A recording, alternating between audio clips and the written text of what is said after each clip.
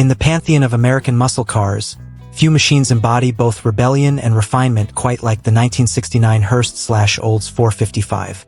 It was born from a rulebook written to prevent chaos and a small band of engineers determined to find every possible way around it.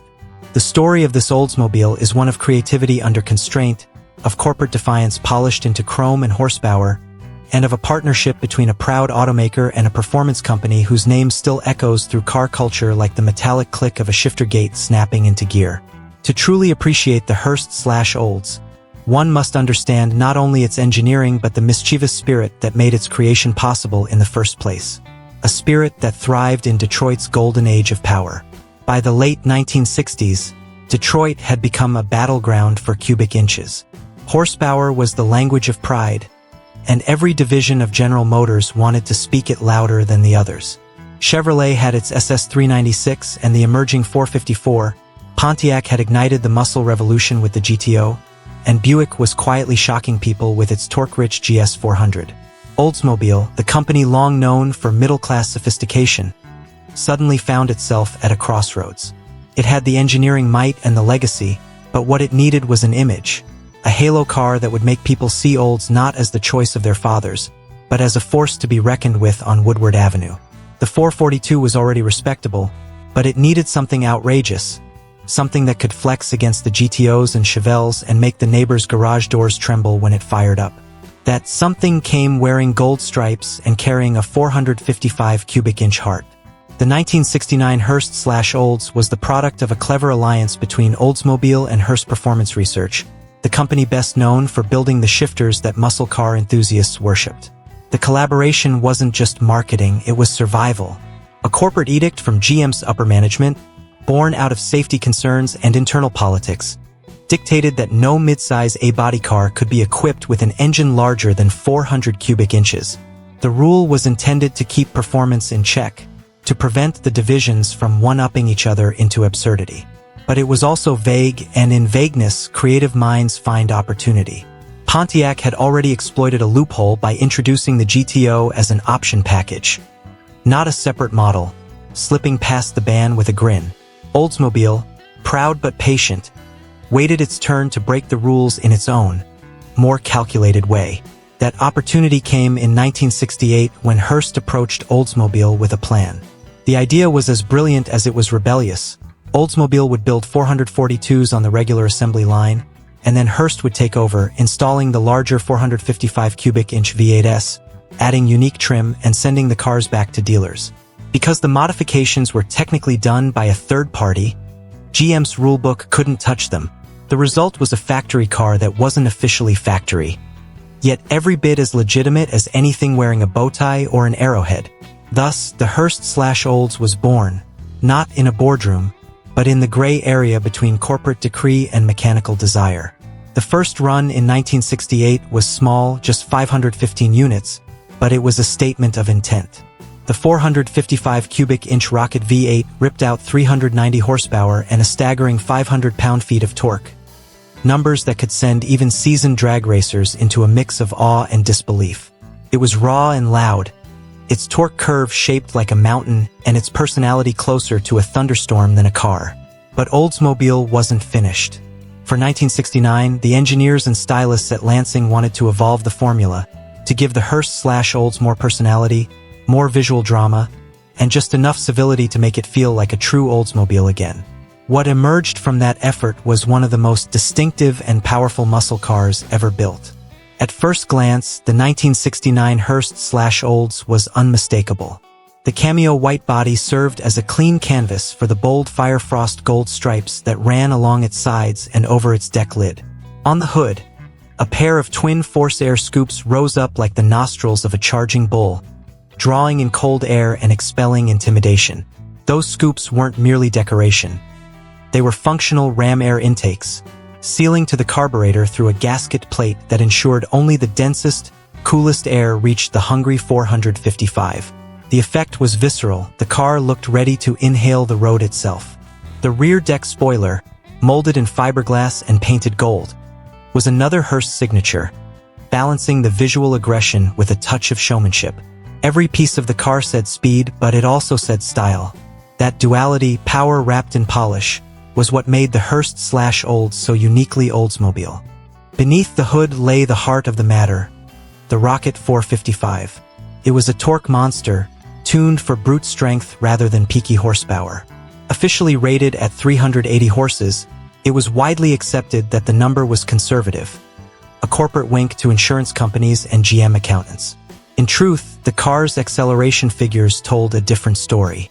With the TH400 automatic transmission and a 3.23:1 positraction rear axle, the Hurst/Olds could barrel through the quarter-mile in the low 13-second range, even with full air conditioning engaged. It was as if the car was mocking the very notion of compromise. You could have comfort, refinement, and still annihilate the stoplight competition without breaking a sweat. The transmission setup itself was another Hurst innovation. Dubbed the dual-gate his and hers shifter, it allowed the driver to choose between conventional automatic mode and a manual-style gate for performance driving. In the latter, each gear could be selected with deliberate precision, offering the kind of tactile engagement that defined muscle car driving. It was mechanical theater, the clack of the shifter, the surge of torque, the sound of tires protesting against asphalt. Few cars could blend that kind of power with such a sense of control. The Hurst/Olds wasn't just fast. It was composed. It could tear down a drag strip and then glide home like a gentleman's express. The cabin cool, the radio playing softly over the subdued rumble of its idle. Inside, the Hurst/Olds struck a balance between luxury and aggression. The interior featured code 930 black vinyl bucket seats, a wood-grain dash insert, Hurst logos throughout, and the signature gold-accented steering wheel that became a badge of belonging. This wasn't a stripped-down racer. It was a car that understood its audience. The typical Oldsmobile buyer of the late 60s wanted performance, yes, but also comfort and dignity. The Hurst/Olds delivered both. Its interior was quiet, solid, and beautifully assembled. Proof that muscle didn't have to mean crude. Turn the key, and the Rocket V8 came alive with a deep, baritone growl. But once in motion, the car could cruise in near silence, the exhaust notes settling into a confident hum. It was performance with manners, a gentleman in a gold-striped suit.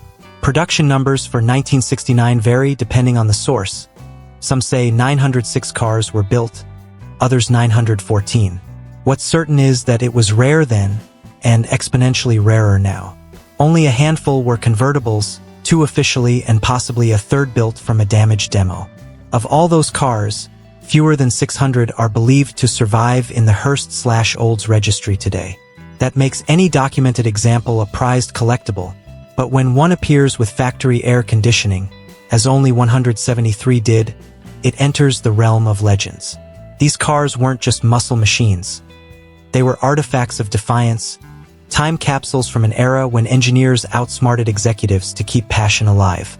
The particular 1969 Hurst/Olds in question, a fully restored example wearing its original cameo white and Firefrost Gold livery, is one of the finest to exist. It carries the distinction of being registry entry number 122, confirming its authenticity and unbroken lineage. With only 10,595 miles on the odometer, it's a rolling museum piece, but one that still feels alive, ready to charge down a quarter-mile at a moment's notice. Its restoration spared no detail, from the polished chrome bezels to the precisely replicated striping. Every element reflects a reverence for what this car represents, a moment in automotive history when performance wasn't just a specification but a statement. When you open the hood, it's like stepping into a time capsule of mechanical integrity.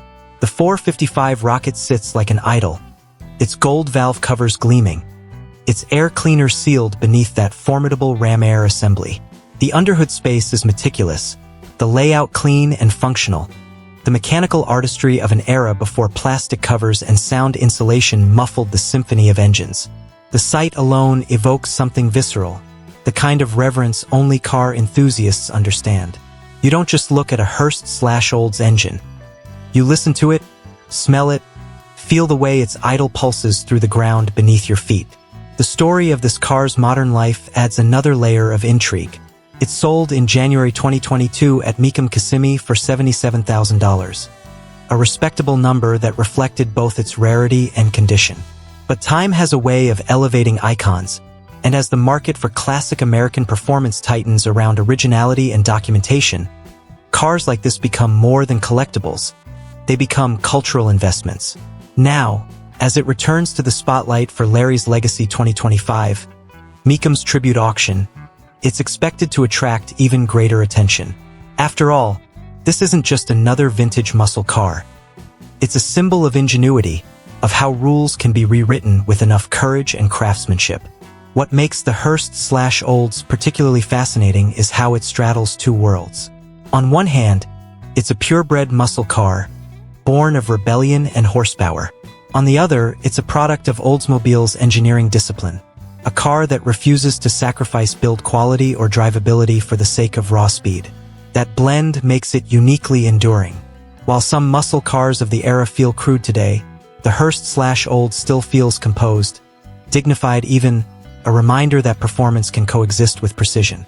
Culturally, the Hurst/Olds also represents a turning point. It stands as a testament to the brief but brilliant window before emissions controls and insurance crackdowns began to choke the muscle car movement. By 1970, the world was changing. Gasoline was about to get expensive and horsepower was about to get humble. But in 1969, the Hurst/Olds roared defiantly, a gold-striped reminder that rules were meant to be challenged. It was a car that looked the establishment in the eye and smiled. For collectors today, authenticity is everything. The Hurst/Olds registry system, managed by dedicated historians and enthusiasts, ensures that every car's provenance is recorded, every VIN cross-checked, every story verified. To own a registered Hurst/Olds is to join a lineage of custodians who understand that these cars are more than machines. They're pieces of American industrial art. Each one tells a story not just of horsepower, but of human ingenuity. The engineers who found the loophole, the craftsmen who built the components, the drivers who lit up drag strips across the country. All of them contributed to a legacy that continues to inspire half a century later. Even the paint, the shimmering gold over white, has become symbolic. It's not just a color scheme, it's a declaration. The Firefrost Gold catches the light like sunlight trapped in metal, emphasizing every curve of the fenders, every crease of the hood. In motion, it gives the impression of molten energy, restrained only by the car's sculpted body lines. To see one in person is to understand why so many enthusiasts describe it as a presence rather than just an object. Parked beside modern performance cars, it still draws the eye, not because it's louder or flashier, but because it has soul. The kind of soul that can't be engineered, it has to be born from passion. Mechanically, the car remains impressive even by modern standards. The Rocket 455's torque delivery feels almost electric in its immediacy, and the TH400 transmission, when shifted through the Hurst gate, offers a satisfying mechanical rhythm. Every shift feels intentional, every surge of power tactile. Modern cars may be quicker, but few deliver the same connection between human and machine. There's no electronic mediation, no traction control safety net, just you, the car, and the road. It demands attention, rewards skill, and forgives nothing, which is precisely why enthusiasts love it. Even after more than 5 decades, the Hurst/Olds retains its mystique. It was never built in huge numbers, and it never sought mass appeal. It existed for a particular type of driver, the kind who wanted power but also class, the kind who appreciated not just what a car could do, but what it represented. That ethos still resonates today. In a world where performance is increasingly sanitized, the 1969 Hurst/Olds feels like a reminder of when speed had character, when torque had attitude, and when every car that rolled off the line had a story written in steel. Perhaps the greatest testament to its enduring allure is the reverence it commands at auctions and car shows. When one of these cars appears under the lights, the crowd quiets, drawn not by nostalgia alone but by respect. Collectors know that this car, more than most, encapsulates a moment when the lines between corporate policy and creative rebellion blurred into something truly magnificent. The 1969 Hurst/Olds wasn't supposed to exist, and yet it did, gloriously, defiantly, wrapped in gold and roaring with 7.5 liters of American defiance. To stand beside it is to feel history hum beneath your feet. To drive it is to become part of that history, even if only for a few miles. And to own it is to carry forward a legacy that began not in compliance, but in courage. The Hurst/Olds 455 was proof that even within the walls of the most structured corporation, there were dreamers, people who believed that performance was not just a number but a form of art. And so they built it, this unlikely hero, this loophole on wheels, this thunderous declaration of freedom. More than half a century later, the 1969 Hurst/Olds still stands tall among muscle car royalty. Not because it broke the rules, but because it redefined what it meant to follow them. It remains a masterpiece of muscle and mind, a car that captured the essence of an era and refused to let go. Even now, when the world has moved on to electrification and autonomy, the Hurst/Olds speaks across time with the same voice it always had. Loud, confident, and utterly unrepentant. In every sense, it remains what it always was, a rolling act of beautiful rebellion.